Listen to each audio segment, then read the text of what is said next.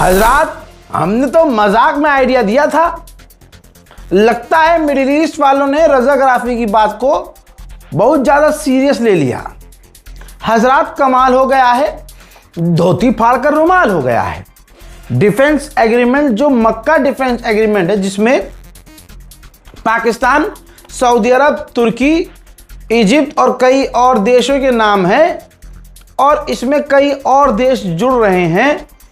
इसी defence agreement में Iran को भी इनवाइट किया गया है। ये रही रिपोर्ट। दोस्तों, ईरान को कहा गया है कि आप हमारे डिफेंस एग्रीमेंट में शामिल हो, लेकिन दोस्तों आधिकारिक तौर पर इसका कोई खुलासा नहीं हुआ है। लेकिन ये बात चल रही है, ये बात ईरान से कही गई है, और इससे पहले के अपडेट में मैं बता चुका हूं, जिसमें गलीबाफ ने बोला था कि पड़ोसी देशों ने हमसे कांटेक्ट किया है, वो हमसे रिश्ते ठीक करना चाहते हैं। उनको यकीन हो चुका है कि उनकी खुद की सिक्योरिटी अमेरिका ने ख़राब की है, अमेरिका उन्हें सिक्योरिटी नहीं दे सकता, वो हमसे रिश्ते ठीक करना चाहते हैं। शायद ये वही बात थी कि अरब के देशों ने ईरान को अपने डिफेंस एग्रीमेंट, मक्का डिफेंस एग्रीमेंट में शामिल करने के लिए कहा है। मेरा यही तर्क था कि अगर मिडिल ईस्ट में कोई ग्रुप बन रहा है, उसमें अगर ईरान को शामिल कर लिया जाए तो सारा खतरा ही ख़त्म हो गया, जिससे तनाव बढ़ जाता है। अगर उससे आप दोस्ती कर लेते हैं तो फिर इलाके में आप पर हमला करेगा कौन? कोई नहीं। मुझे सबसे अच्छी बात यह लग रही है कि ईरान पहली बार डिफेंसिव मोड में नहीं है, अटैक मोड में है। IRGC के कमांडर फिर से सामने आए, उन्होंने कहा कि अगर अमेरिका ने अपनी नई फौज तैनात की तो हम पहले हमला कर देंगे। ईरान के विदेश मंत्री अब्बास अराक्ची ने कहा कि ईरान को हराने की कोशिश की गई, लेकिन ऐसा नहीं हुआ।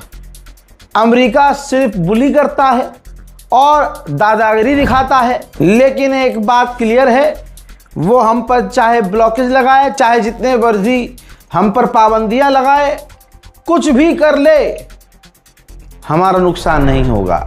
हजरात, ईरान को बिल्कुल ऐसा कहिए कि अल्लाह का करम ईरान पर है। ईरान को खजाना मिला है, ये ईरान के ऑफिशियल है।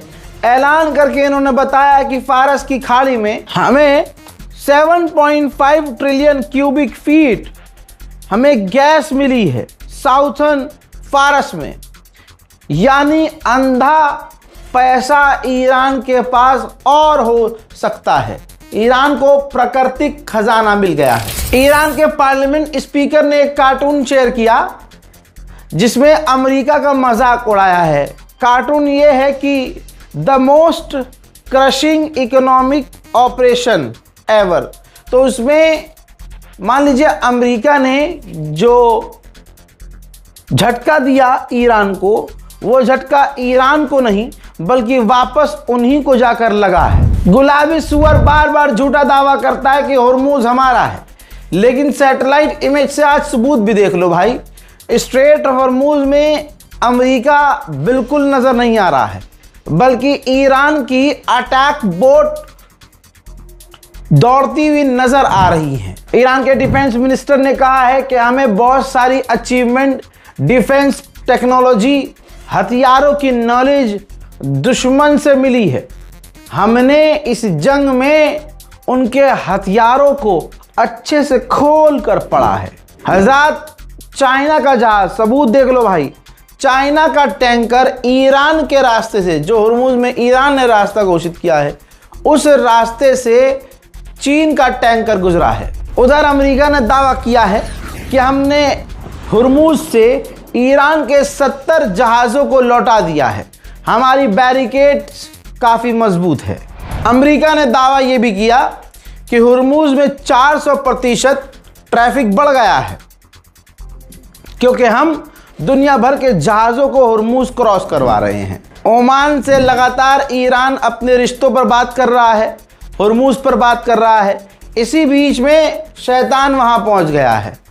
ओमान के मिनिस्टर के साथ अमेरिका की ये ऑफिशियल हैं, गई हैं उनसे बात करने। जाहिर सी बात है ओमान को ट्रम्प ने धमकाया भी है और अब अपनी नेता भेजी है ताकि ईरान से बात जब ओमान करे तो अमेरिका का भी पक्ष ओमान रखे। ईरान के मिनिस्टर ने आधिकारिक ऐलान कर दिया है।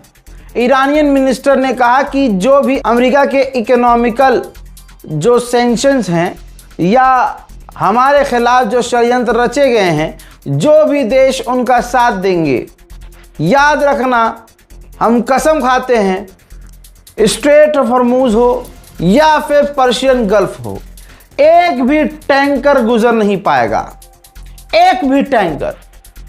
और याद रखना हम उनको नहीं बख्शेंगे जो इस इकोनॉमिकल वॉरफेयर में हमारे खिलाफ अमेरिका का साथ देगा, हम उसे नहीं बख्शेंगे।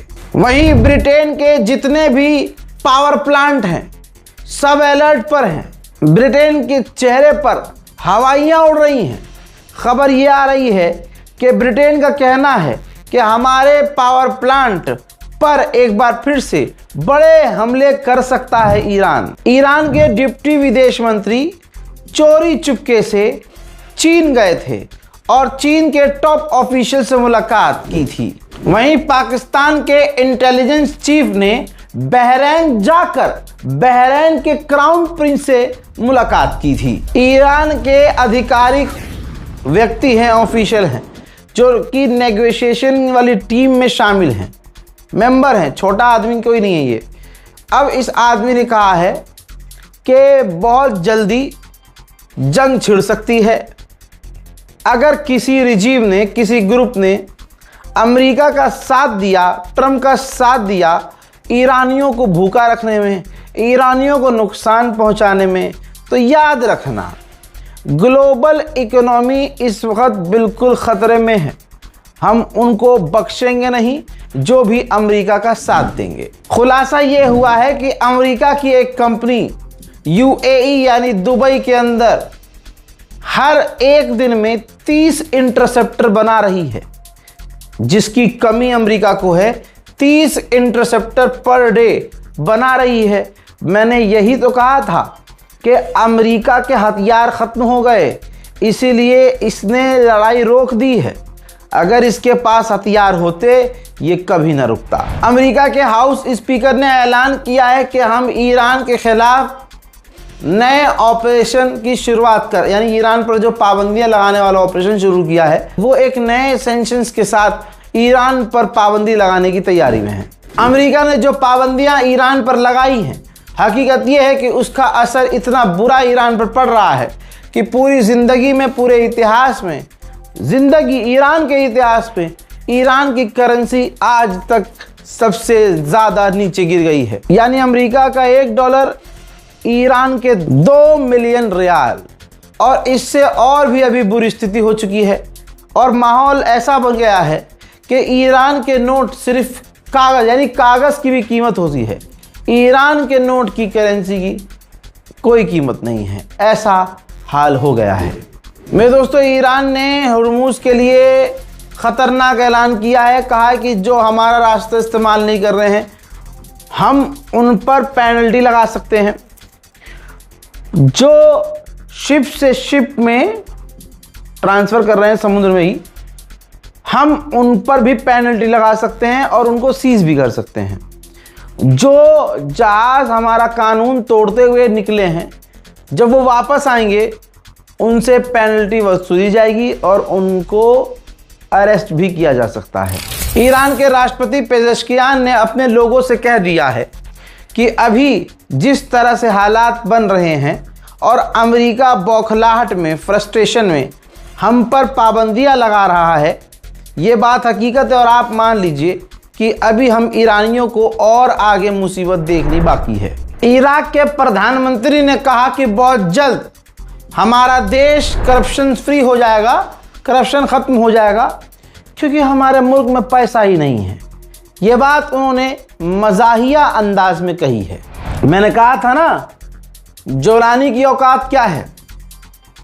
जॉर्डन के अंदर सीरिया के विदेश मंत्री ने जॉर्डन में मूसाद के चीफ से इसराइल के मूसाद के चीफ से मुलाकात की है सीरिया के अंदर तनाव कम करने के लिए, लेकिन इसराइल पूरी तरह से थूक रहा है सीरिया के तुम्हारे जोलानी के मुंह पर।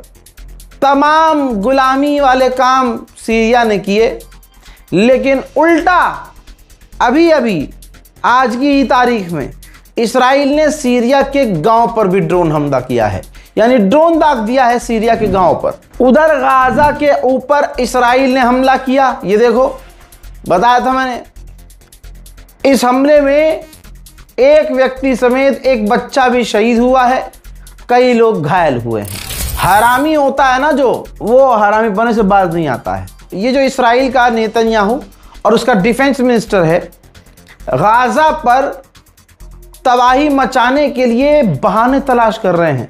सोचिए, गाजा में बच्चे अगर पतंग उड़ा रहे हैं और वो पतंगे इसराइल उड़कर पहुंच रही हैं, कटकर पहुंच रही हैं, तो धमकी इसराइल के नेतन्याहू और इसराइल के डिफेंस मिनिस्टर ने ये दी है कि अगर हमारे इलाके में पतंगे आई गाजा से तो हम गाजा पर बड़ा हमला कर देंगे। भाई, गाजा के पतंग से भी जो डर जाए उसे कहते हैं इसराइल।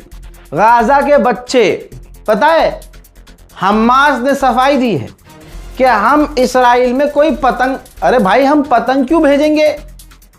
पतंग पे कोई मैसेज नहीं, पतंग में कोई हथियार नहीं। बताया है हमास ने कि जो गज्जा के कैंप में बच्चे रहते हैं वो पतंग उड़ा रहे हैं, वो पतंग कट के आपके यहाँ यानी इसराइल पहुंच रही है, लेकिन उन्हें जिन्हें सिर्फ कत्लेआम का बहाना चाहिए।